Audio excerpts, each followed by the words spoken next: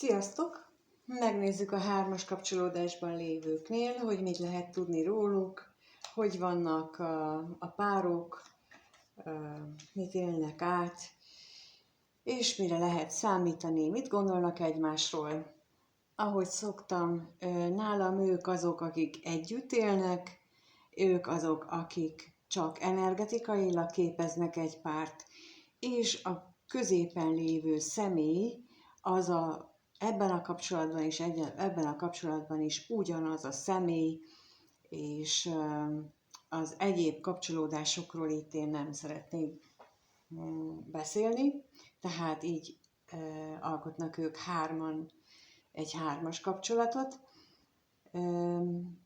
Mindenki, kérlek, úgy helyettesíts be mindenki magának a kapcsolatára, hogyan azt érzi.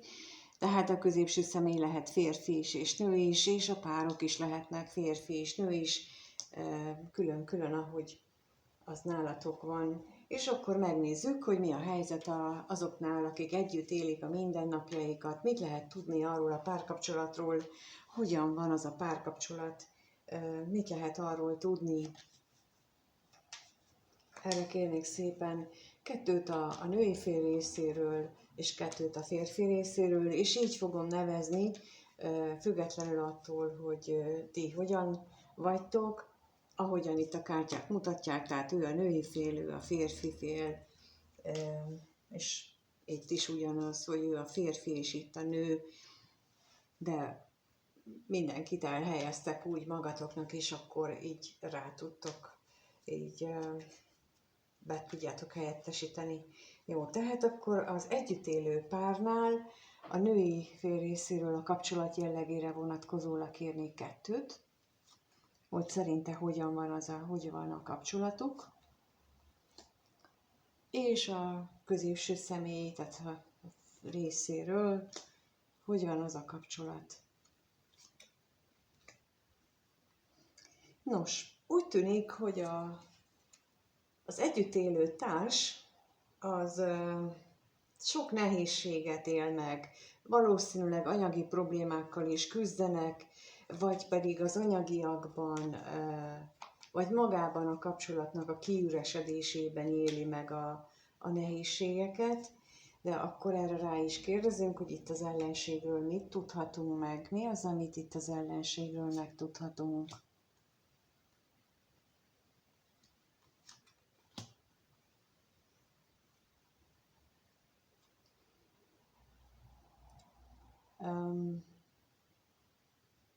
Hát azt látom, hogy itt a társ az úgy éli meg ezt a kapcsolatot, hogy ő maga szomorú, tehát ő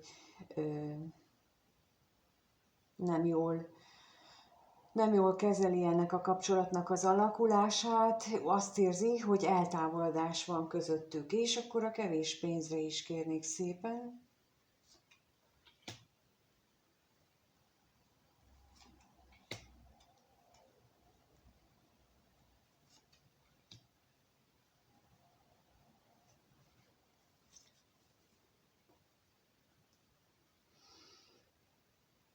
Érdekes, itt ő úgy éli meg, hogy ez a kapcsolatnak a kiüresedése az egyben az ő maga elmagányosodását is hozza magával. Vagy azért érzi úgy, hogy kiüresedett ez a kapcsolat, mert ő nagyon egyedül érzi magát ebben a kapcsolatban. Tehát bármelyik irányból nézhetjük ezt a dolgot, illetve lehetséges, hogy egyik nézőnk így érzi, a másik meg úgy. Ezért érzékelem ezt. A középső személy viszont nagyon sokat gondol arra, hogyha van ebben a kapcsolatban gyermek, akkor a gyermekre, ha nincs, akkor egyfajta újrakezdésre, vagy új kezdetre gondol sokat. Lehetséges, hogy ennek a kapcsolatnak az újrakezdésére gondol, de akkor megkérdezzük, hogy akkor mit jelent itt a gondolat, és mielőtt folytatom a mondatot.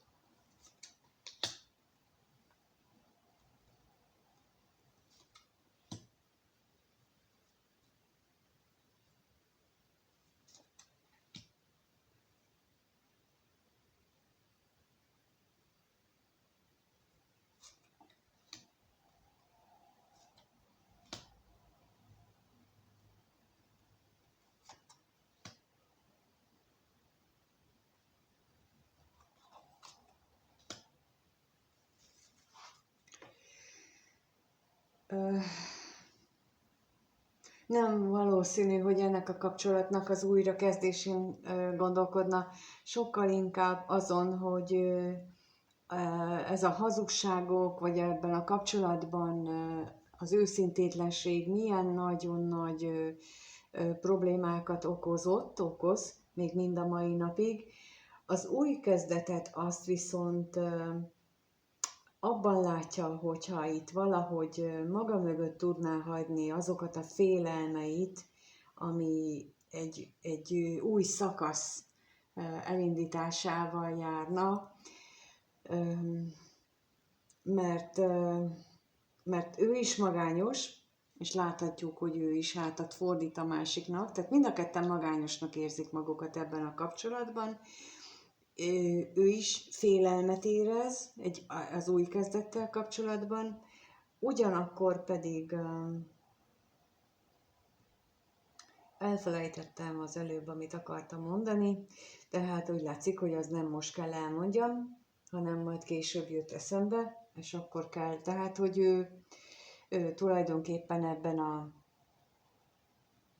ebben az új szakaszban mérlegeli a lehetséges veszteségeit, de ettől minden esetre nagyon fél. Szóval nem ennek a kapcsolatnak szavazna ő, úgy látom, új lehetőséget, mint ahogy a társa sem úgy éli meg, hogy akkor nosza, fogjunk bele, és akkor rakjuk rendbe ezt a kapcsolatot. Itt úgy látom, hogy itt kettejük között nem az a dinamika mutatkozik meg, és akkor megnézzük, hogy az a kapcsolat, amelyikben nem élnek együtt, ott mit lehet tudni a kapcsolatról, arról a kapcsolatról, ahol nem élnek együtt, ott kettőt kérnék szépen a férfi részéről, hogy milyen az a kapcsolat, mit lehet tudni arról a kapcsolatról, a kettőt a férfi részéről, a kapcsolat jelenlegi helyzetéről, és a nő részéről.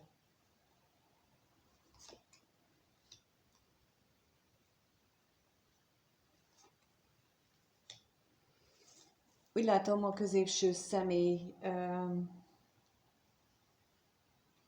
az hátat fordított a másik kapcsolatának, legalábbis ő így éli meg ezt a kapcsolatot, hogy ő egyre inkább felé a kapcsolat felé fordul, ezt nézi, és nagyon érdekes, mert itt nem annyira, legalábbis ebből a szögből, ahonnan én nézem, nem annyira látszik, hogy ő a földet nézni, hanem inkább a másik lapokat látja. Érdekes egyébként ez a nézőszög, vagy a nézésemnek a szöge, hogy honnan látom, vagy a látószögem.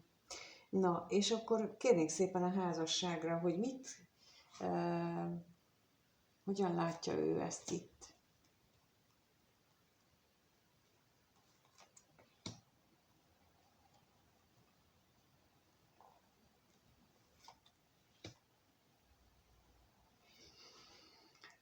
Itt megjelent ismét az új szakasz, az új kezdetnek a alapja, méghozzá váratlanul újra és újra előtör belőle ez az érzés, ez a gondolat ezzel a kapcsolattal, mint hogyha ez egy lehetőség lenne, hogy újra kezdje a dolgait, és akkor itt most még az özvegy férfire kérek.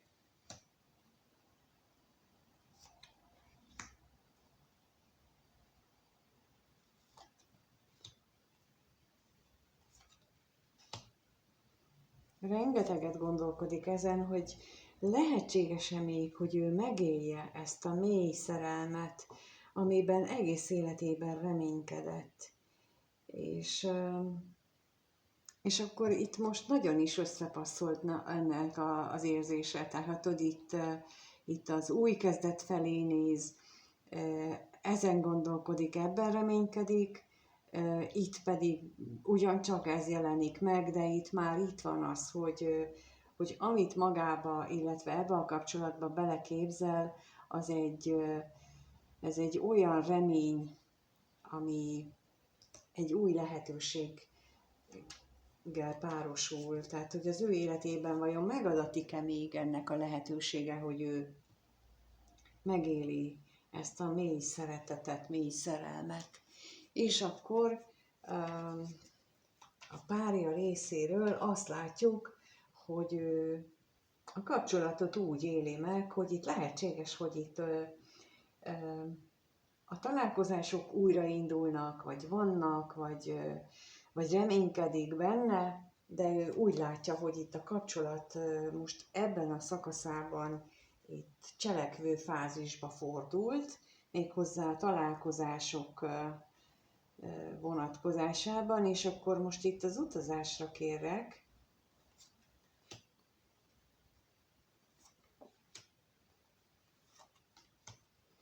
és a látogatásra is egyben.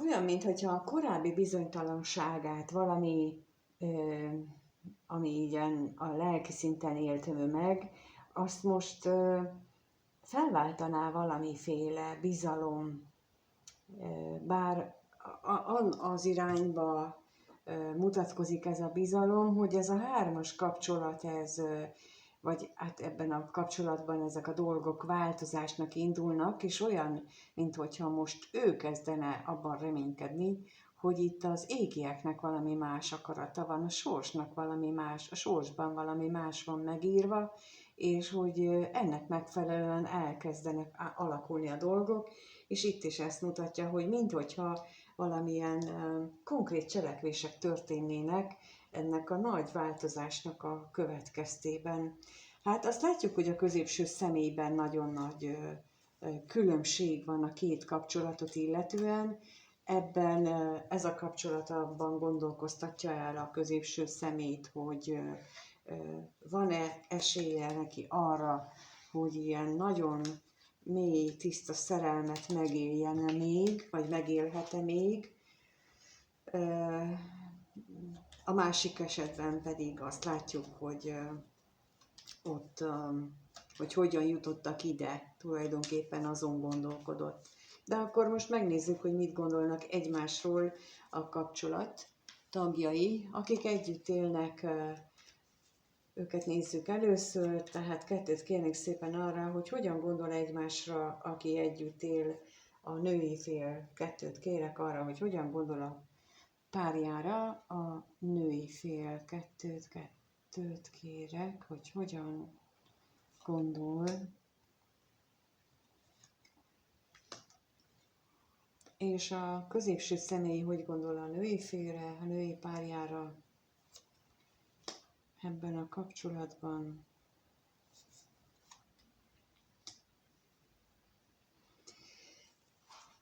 Hát úgy látom, a női félben olyan, mintha a vágyaiban nagy átalakulás történne be, vagy történt volna meg, következne be. És megkérdezzük, hogy milyen irányba, úgyhogy a halálra kérnék szépen most, hogy milyen változás áll be itt ebben a gondolataiban, a férfival, tehát a középső személlyel kapcsolatos gondolataiban, és a vágyal is kérnék szépen.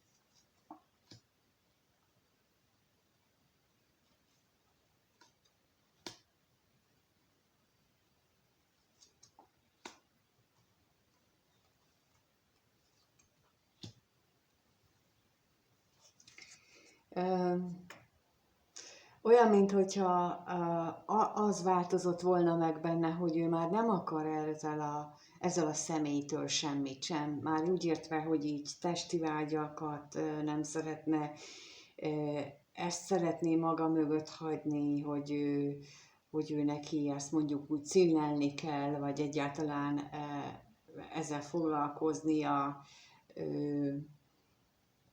ugyanakkor azt is érzékelem, hogy abban is bizonytalan, hogy mi vezetett idáig, milyen nehézségek, milyen valós vagy vélt ígéretek hangzottak el, és azok tényleg igazak voltak-e.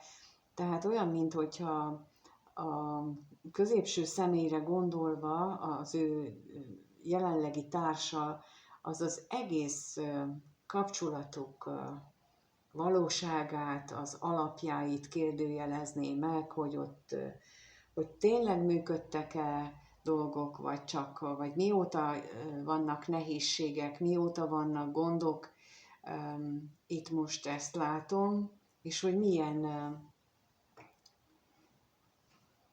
lehetőségei vannak. A középső személy részéről viszont azt látom, hogy ő úgy éli meg, hogy itt elvesztek a lehetőségek tulajdonképpen. Mert itt a váratlan örömnek az általában azt jelenti, hogy időről időre valamilyen pozitív fellendülés mutatkozik egy kapcsolatban, vagy egy pozitív változás áll be, ami aztán tovább lendíti, de itt most olyan, mintha itt a középső személy elérkezett volna egy olyan pontra, amikor úgy gondolja, legalábbis a másik féllel összefüggésben, hogy itt esély sincs arra, hogy ilyen történne már. Na de akkor megkérdezzük a veszteségre, hogy mit tudhatunk meg.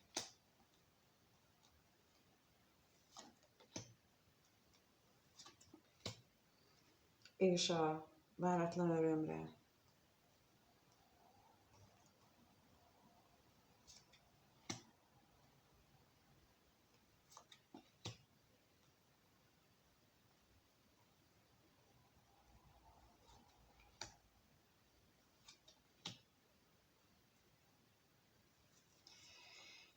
Hát itt azt látszik, hogy a veszteség az azt mutatja, a veszteségre érkezett lapok azt mutatják, hogy itt ennek a lehetőségeknek a hiánya az azt is eredményezte már, hogy tulajdonképpen ez a kapcsolatban eltávolodás történt.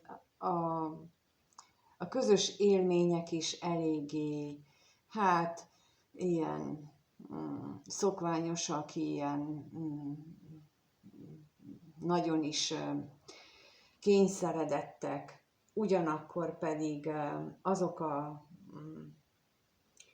lehetőségek, amelyek korábban mondjuk új és új tartalmat adtak ennek a kapcsolatnak, azok pedig most olyan, minthogyha hazugnak, meg álságosnak. Tehát lehet, hogy eljátsszák azokat a régi mintákat, ahogyan ők megpróbálták korábban a kapcsolatot felvidítani, vagy kicsit felrázni, és lehet, hogy így kísérleteztek ezen, de azt látszik, minthogyha ezek a próbálkozások, ezek most ilyen nagyon hamisnak tűnnének, ilyen nagyon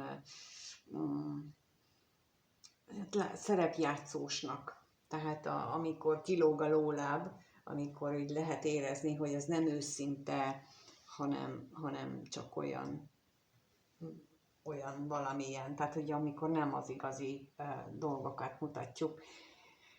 Hát mind a ketten úgy látszik, azt gondolják, hogy ez a kapcsolat nagyon-nagyon más irányt vett az elmúlt időszakban, vagy legalábbis most jelenleg úgy gondolják egymásról is, hogy nem egy irányba haladnak. De akkor megnézzük, hogy a másik kapcsolatban a középső személy hogy gondol a párjára, az ottani párjára, hogy gondol a harmadik félre, a középső személy, mit gondol róla, hogyan gondol rá.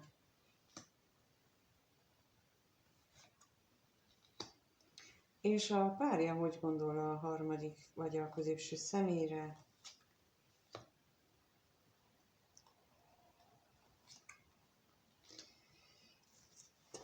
Na, milyen érdekes. A középső személy úgy látszik, hogy azt gondolja erről a harmadik félről, vagy erről a párjáról, hogy képes állandó változást hozni, képes az ürességet, a benne tátongó űrt megváltoztatni, És akkor milyen irányba képes, úgyhogy erre kérnék az ürességre, a kevés pénzre, milyen plusz információt tudunk meg erről a kapcsolatról, mit tudunk meg erről a kapcsolatról.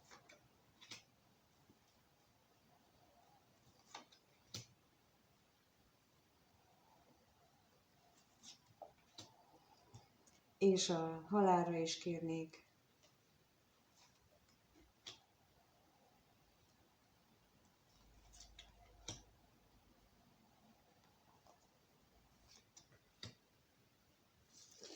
Egyes esetekben lehet, hogy beszélnek róla, de az is lehet, hogy nem direkt módon beszélnek a kapcsolatok veszteségéről, vagy a középső személy kapcsolatának a hiányosságairól, vagy az ott megélt szomorúságról. Minden esetre a harmadik fél, ha rá gondol, akkor mindenképpen egy olyan reményt ébreszt benne, ami egy olyan változást indít el benne, ami pozitív életszemléletet hoz bele az életébe. És a harmadik fél, azt pedig ugye láthatjuk, hogy itt a középső személynél kijött az utazás egymás alatt, az utazás és a váratlan öröm, itt pedig a váratlan öröm és az utazás, tehát, hogy úgy gondolja, hogy ebben a kapcsolatban, itt a harmadik fél azt gondolja, hogy újra és újra történnek olyan különleges és pozitív értelmű dolgok, így a középső fél részéről, ami a kapcsolatot újra belendíti, ami mozgást ad neki, vagy hát ami ugye az előbb is az jött ki az ő részéről, hogy ő úgy érzi, hogy itt elkezdődött valami, hogy itt valami cselekvés, mozgás történik ebben a kapcsolatban, legalábbis itt a harmadik fél, vagy a középső fél, középső személynek a hatására. Na és akkor a váratlan örömre kérnék szépen.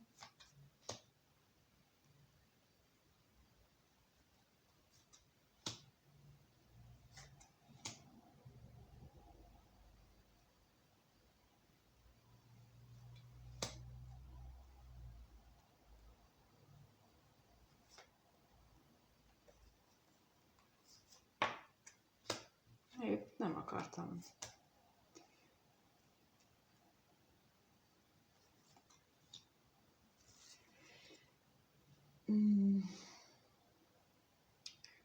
Igen, és itt azt látjuk, hogy a középső személy bizonytalankodik ugyan, tudja a harmadik fél, hogy még mennyire bizonytalan, hogy nem stabil, ugyanakkor meg látjuk, hogy jelentős változások történnek, jelentős dolgokat hoz ez a váratlan öröm, ami örömmel és vággyal tölti el itt a harmadik szemét. Valószínűleg többre vágyik, mint amit lát, vagy mint amit megtapasztal, de attól függetlenül mégis úgy éli meg, hogy itt most valami történik ebben a kapcsolatban. Itt most valami történik ebben a kapcsolatban. Úgyhogy megnézzük akkor, hogy ők mit éreznek egymás iránt. Milyen érzéseik vannak egymás iránt itt a feleknek, akik együtt élnek, mert először velük kezdjük, hogy akik együtt élnek, ők hogyan éreznek egymás iránt. Kettőt kérnék szépen, a társ hogyan érez a középső személy iránt. Mit érez a társ a középső személy iránt? Milyen érzései vannak? És a középső személy hogyan érez a vele együtt élő társ iránt? Milyen érzései vannak?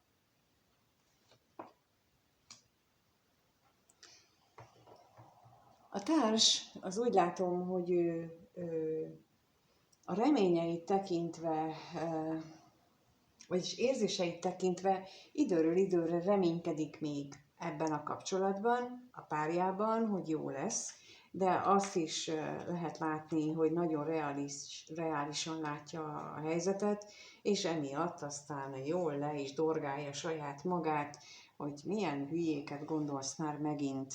Na és akkor itt megkérdezzük, hogy mit jelent a remény.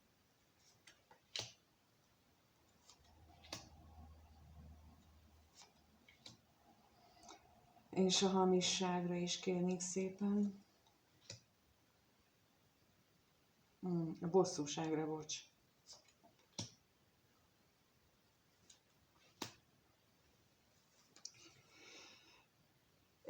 Nem tudom, hogy miért mondtam a hamisságot, valahol az, vagyis jobban mondva, én azt láttam a lap helyett, csak utána, amikor már leraktam a másikat, akkor láttam. Úgyhogy valami köze lehet itt a háttérben az együtt élő társ, mintha érzékelné a hamisságot, mintha érzékelné a hazugságot. Ugyanakkor mégis az látszik, hogy ő mindennek dacára, mint ahogy mondtam, a reményeiben ott van benne, hogy azért mégiscsak jó irányba fog változni. Az a bajom ezzel megint, hogy itt a pénz itt van, hogy itt van a házasság, hogy itt vannak ilyen világi dolgok, de itt nincsenek érzések, nincsen benne az, hogy a másikért mit tennék, hanem csak úgy a megszokás, vagy az együttlétnek az érzését éljük meg, és ez nem hosszú távú dolog, nem elég jó alap a hosszú távú kapcsolatra, és ettől függetlenül lehetnek ők még azért együtt, 20-30 évet is, vagy még többet is, mert ez a látszatvilágunk, amiben most élünk, ez így nagyon szereti ezt a látszat dolgokat.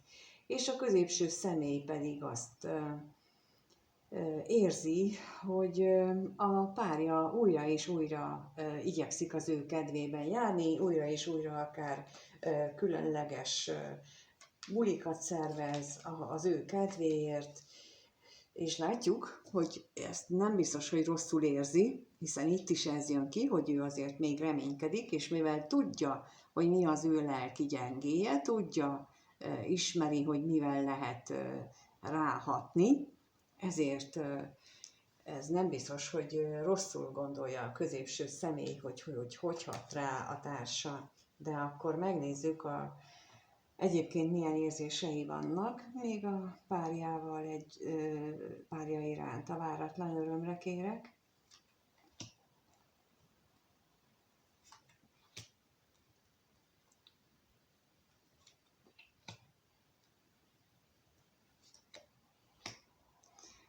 És a örvendezésre is.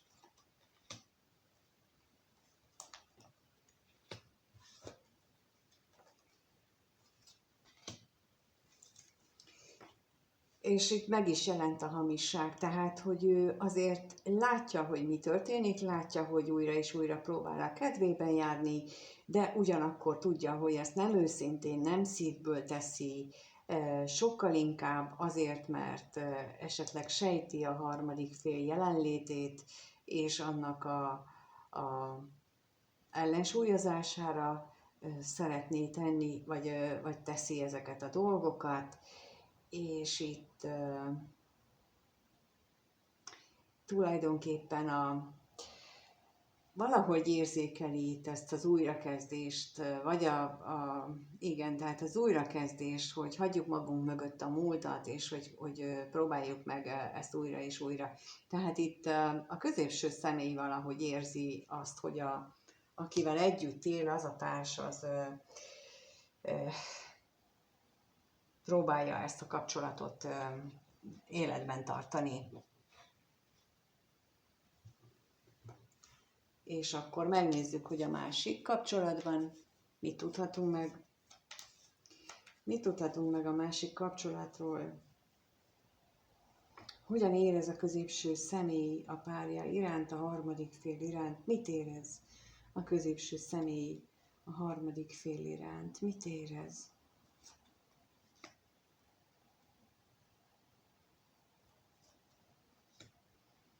És a harmadik fél mit érez a középső személy iránt?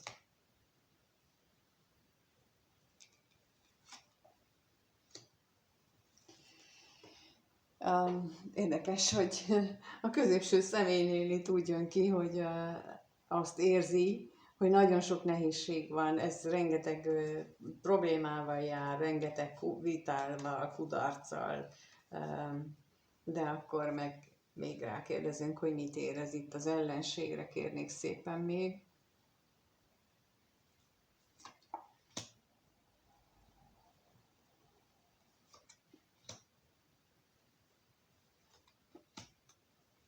És a bosszúságra is kérek.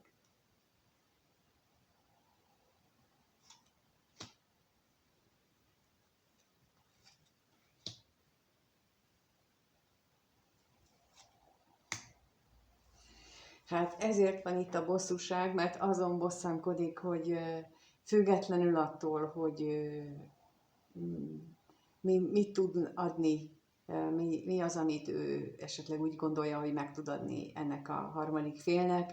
Elképesztően nagy benne a testi vágy, nagyon vágyik a harmadik félre, nagyon vágyik az ő társaságára, hogy vele legyen, és emiatt aztán problémába ütközik saját magában, hiszen kivitelezhetetlennek tartja ezt az egésznek a megvalósulását, a vágyainak a teljesülését. És mint ahogy a legelején láttuk, hogy azon is gondolkodik, hogy lehetséges-e, hogy változnak a dolgok, hát itt visszajön az, hogy nagyon erős benne a vágy. A párja, a harmadik fél, aki itt ebbe a kapcsolatba, ebbe a csak energetikailag létező kapcsolatban szerepel, ő benne, hát nem mondom, hogy hamis érzések vannak, sokkal inkább azt gondolom, hogy nagyon-nagyon mély érzések vannak benne, olyan már függőségbe menő mély érzelmi köteléket érzékelek a részéről, és akkor a hamisságra kérnék szépen.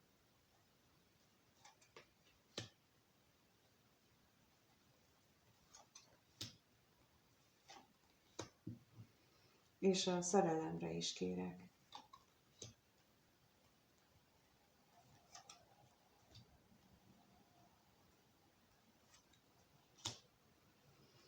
Függetlenül attól, hogy kilátástalannak érzékeli, vagy éli meg most ennek a kapcsolatnak a jövőjét, vagy hogy hogyan tudnának ők, és ő is ezt látja, mint a másik. Tehát kilátástalannak látja a jövőjüket, de mégis benne van a közös otthonnak a reménye, és nagyon-nagyon sokat gondolkodik azon, amiket beszélnek, ahogyan egymással kommunikálnak, amiről beszélnek, ahogyan az egymás iránti érzéseiket kifejezik, és itt ez nagyon,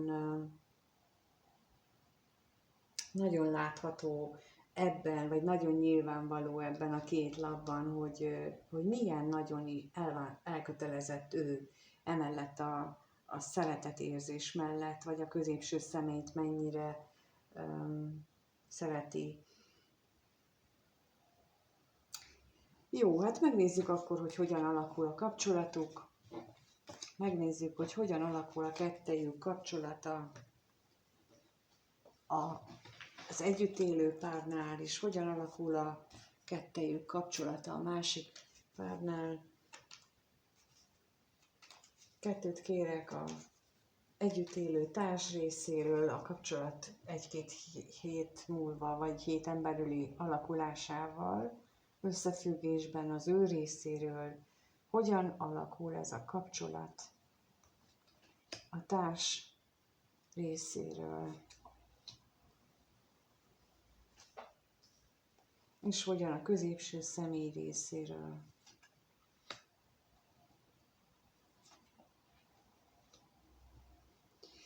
folytatás részéről úgy látom, hogy folytatódik a magányosság, az üresség, esetleg az anyagi hiánynak a megélése. Úgy értem, hogy folytatódik, hogy talán egy új szintre emelődik.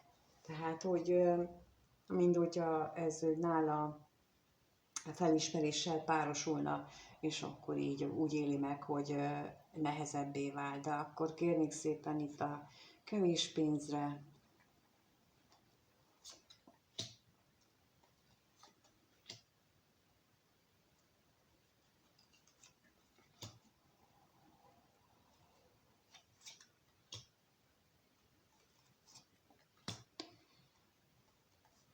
Lehetséges, hogy itt azért az is közrejátszik, hogy kiderülnek az, hogy itt a másik kapcsolódásban aktív cselekvési szakaszba lépett az a másik kapcsolódás, amit ugye láttunk itt erről a harmadik fél részéről leginkább, és hogy emiatt érzi egyre inkább üresnek ezt a kapcsolatot az együtt élő társ, mert hogy azt érzékelheti, hogy itt, mint hogyha ellene dolgozna a sors és az élet, és azok meg ott vannak, tehát hogy az megy tovább az a kapcsolat, vagy kiderül, hogy van az a kapcsolat, tehát ahol egyszer már mondjuk szünetelt, vagy úgy gondolta, hogy szünetel, és akkor most kiderül, hogy csak megy az a kapcsolat, valahol ez most új keretű, akkor pedig ott azt jelenti, hogy kiderül, vagy nyilvánvalóvá válik számára, hogy itt van valaki más is. És a középső személynél pedig azt látjuk, hogy továbbra is ebbe a magába fordulásba állapotában van, továbbra is bizonytalan, és miben bizonytalan? A bíróra kérnék szépen.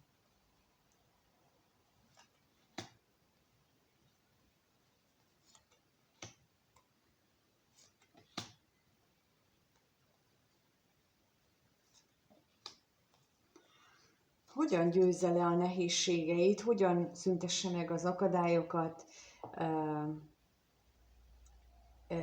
a kapcsolatok, vagy a kapcsolatában, például ebben az együttélő kapcsolatban hogyan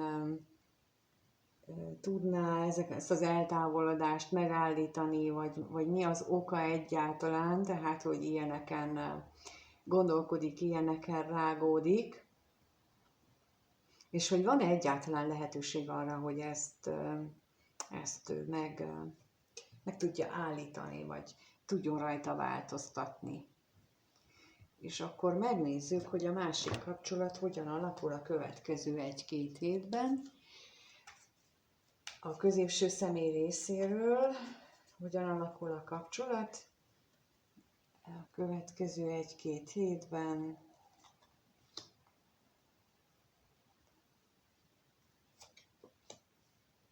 És a harmadik személy részéről hogyan alakul.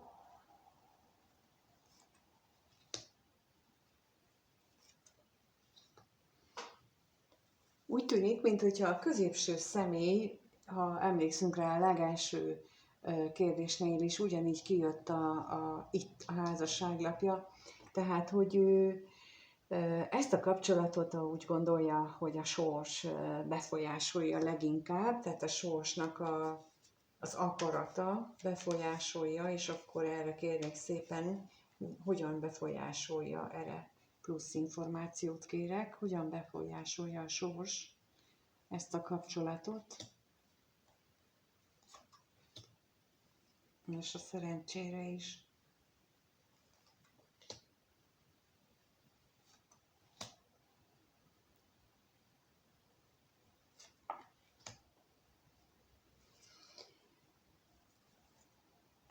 Úgyhogy újra és újra előhozza az érzéseket, a múlt érzéseit benne ezzel a kapcsolattal, vagy hát általában egy párkapcsolattal összefüggésben, és minthogyha egy olyan új szakaszt indítana el benne, ahol a távszerelem vagy a távolság az érzéseknek a távolsági megélése lesz vagy az kap főszerepet.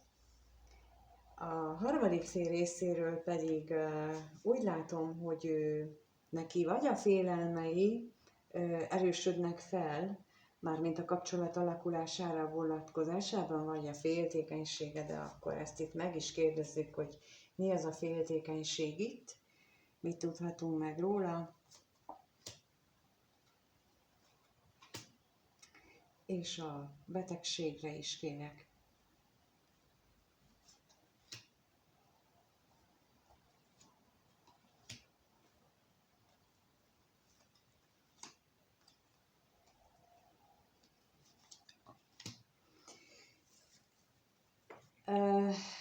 Lehetséges, hogy a félelmei inkább azok, amelyek felerősödnek, és mégpedig azért, hogy a középső személy az túlságosan is túl sokat gondolkodik, túl sokat elmélkedik, vagy leragad egy szinten, és nem akart, vagy nem tud tovább lépni, és ez mondjuk a harmadik felet az nehéz gondolatokkal tölti el, és úgy gondolja, hogy ezek az üres gondolatok, vagy üres elfecséred idő, vagy dolgok, azok nem segítik elő azt, hogy ők jól érezzék együtt magukat. Tehát itt olyan, mintha a harmadik félnek ez az eddigi pozitív hozzáállása az egy kicsit meginogna. Nem annyira nagyon, mert azt ő tudja, hogy a középső személy az sokat gondolkodik rajta, mármint ezen a kettejük kapcsolatán is, hogy pozitívan áll hozzá alapvetően, de mégis olyan, mintha az ő bizalmát megingatná ez a dolog, ez a távolság, mert hogy itt azért ugye eddig az látszott, hogy itt van mozgalom, itt van cselekvés, mozgolódás, és van cselekvés ebben a kapcsolatban is, most meg olyan, mintha itt ezzel főleg, hogy a középső személy ameddig ő valahogy dűlőre jut magával, addig úgy határoz, hogy távol tartja magát mondjuk ettől a kapcsolattól, és ezt jelentheti, hogy az érzéseitől is igyekszik távol tartani, vagy legalábbis próbál ezzel megküzdeni. Hát nem tudom, hogy hogyan érted, vagy éled meg ezt a kapcsolatot te, aki nézed, melyik szerepből. Kérlek, írd meg a kommentben, hogy ezt te hogyan éled meg, mit gondolsz erről. Ha a saját kapcsolódásodra vagy kíváncsi, akkor kérlek, hogy a lenti elérhetőségen keres, írjál, megnézzük, hogy a te kapcsolatodra is ez érvényes. Így viszonyul hozzád a párod, mit tehetsz-e valamit ebben a te ügyedben, mert itt ugye azért erre nem térek ki, egyrészt nagyon-nagyon sokféle lehetőség adódik, másrészt akkor meg végtelenre nyúlna ez a videó, úgyhogy ez ügyben, bármelyik ügyben kereshetsz nyugodtan az elérhetőségen, és meg tudjuk nézni egyéni keretében.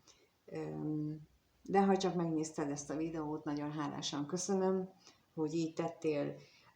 A kommentet is köszönöm, a lájkot és feliratkozást is, és egyébként pedig minden érintettnek minden jót kívánok. Sziasztok!